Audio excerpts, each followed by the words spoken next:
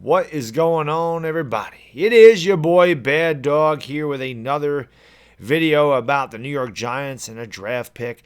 No, it's not a number one pick overall. I will be live tonight at 10:30. I hope you guys and girls, if you ain't got anything else to do, come on by and hang out. We'll just do whatever you want to talk about. That's fine. Doesn't necessarily need to be a Giants Q&A, but obviously if you want to talk about the Giants or the draft or whatever, it's getting closer, 11 days away, and obviously people are getting very intense and we're getting on edge of who the New York Giants are going to take. Are they going to take a lineman with the number, with their first overall pick? Or are they going to take Isaiah Simmons? Are they going to trade the pick? Are they going to work with Jacksonville and get Ngakoue? There's all kinds of storylines building up to what the Giants are going to do at the draft, and it is getting close, less than 2 weeks away. But today, I want to talk about a deep round sleeper, and I mentioned this kid before, and, Anthony McFarland out of Maryland. And as I've said before, if you haven't checked out the film on this kid, do yourself a favor, man. Go over there, take a look at some of his highlights, especially that game against Ohio State in 2018 when he just ran right through their defense and absolutely killed them. That was a top 5 team. Chase Young was on that team as well, so it's not like he was going against Temple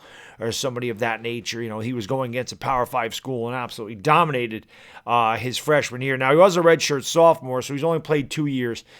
So his statistics may be a bit skewed when we go over this. So you can take a look at the numbers right there. Ahmad Bradshaw was 5'9", 198 coming out of Marshall, and McFarland is 5'8", 208. So obviously they're smaller in stature as far as height goes, but both of them are pretty solid put together. It's not like they're light running backs. Those guys are very compact. We all know that Ahmad Bradshaw ran bigger than his size. One thing I loved about Ahmad Bradshaw was the fact that he finished his runs, and he ran much bigger than that 5'9", 198 frame. Anthony McFarland kind of does the same thing. He's very shifty, and he's hard to, size up one-on-one because he's a little bit shorter, and he is good at finishing his runs and breaking tackles.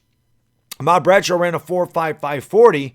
Anthony McFarland ran a 4.44 40. So there you go. Anthony McFarland was a little bit faster. Ahmad Bradshaw's vertical, as you can see, was 34 inches. Anthony McFarland's is 29 and a half. I don't really know what that means as far as a running back goes. You don't want your running backs hurdling guys anyway because it just leaves you vulnerable in the air. I hate when running backs do that. I just feel like they have no force. They have no leverage. If they get hit, they could get hurt. They could lose the ball. I hate when they hurdle over guys, but it is what it is. Ahmad Bradshaw's broad jump was 112 inches. Anthony McFarland's was 116 inches. So again, very, very similar. Now, if you look at the rushing statistics, obviously Ahmad Bradshaw's are much better because he did play 3 years in Marshall and he had more than twice the carries that Anthony McFarland had. Anthony McFarland averaged almost 1.5 yards more per carry.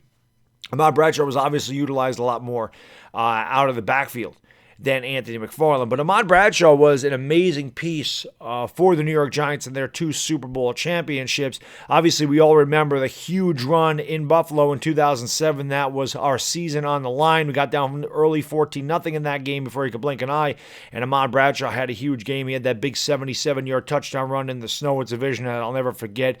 And obviously, he made an impact in 2007. And then he was, a really big piece of our 2011 Super Bowl run as well. And of course, he was picked in the 7th round out of Marshall, another school that's not very big, not really well known. You're not going to sit there and look at Ahmad Bradshaw in 2007 and go, wow, this guy's a first-round talent.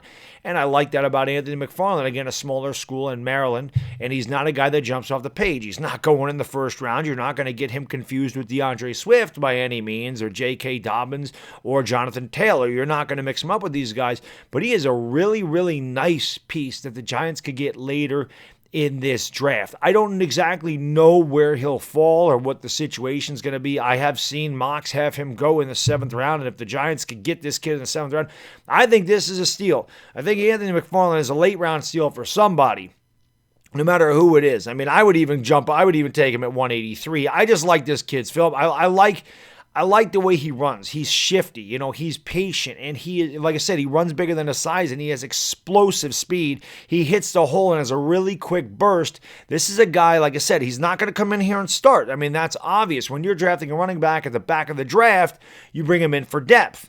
Dion Lewis, also not a big guy either. But these guys are in here for change of pace backs, and that is what Anthony McFarland can bring, just like Ahmad Bradshaw was a change of pace back for Brandon Jacobs. So you bring in a guy like Anthony McFarland here late in the draft. You get a kid that has explosive speed, because you can't teach speed, man. You either have that or you don't. You can teach a football player a lot of things. You can teach him technique. You can teach him how to hold on to the ball. You can you can do a lot of things at watching film and training and everything else and getting acclimated to certain things you have to do in the field. You can improve on a lot of your technique, but that speed, you can't improve that. You either have it or you don't. So when you're looking late in the draft, whether it be a wide receiver or a running back, you should really, in my opinion, just take the fastest freaking guys you can find. And you ain't getting much faster than 4.44 at the back end of the draft. That's really my spiel on Anthony McFarland. Like I said, guys, if you haven't done so, man, go take a look at him and let me know what you think about him. Because, again, he kind of reminds me a lot of Ahmad Bradshaw. Ahmad Bradshaw was a damn good player for this New York Giants team. If we could steal Anthony McFarland in the 6th or 7th round in this draft, I would love to see the Giants bring him in here for some depth. Anyway, that's what I got in this video. I do have planned on having another one up here later on today about Saquon Barkley. And, of course, I will look forward to seeing you guys in the live stream at 10:30. Until then, guys, enjoy the rest of your Sunday. It's the Bad Diggity Dizzle, and I am gone. Peace!